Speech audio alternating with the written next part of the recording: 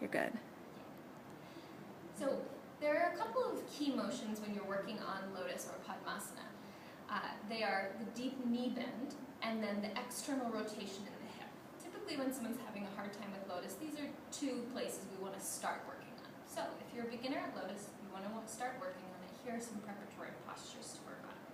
First of all, simple tree pose. Once you're nice and warm, put your foot, your right foot or left, you'll do both, on your inner thigh, as high up as you can. You can use your hand to bring it up a little bit higher, and you want to just get this knee as bent as possible so that the calf and the thigh connect best you can.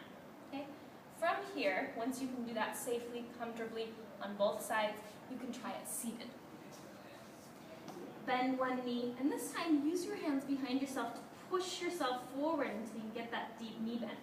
Your pose might start out kind of like this, and gradually you start to work forward.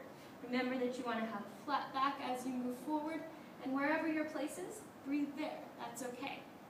The second motion in Lotus that can be really limiting for people is that external hip rotation. So a couple of ways to work that.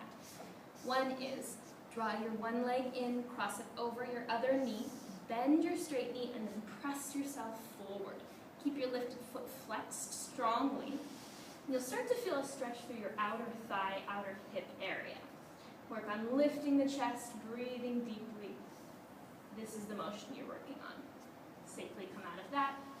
Another way to work on that external rotation is pigeon pose. This one we all know and love, right? You can move from downward facing dog or your hands and your knees.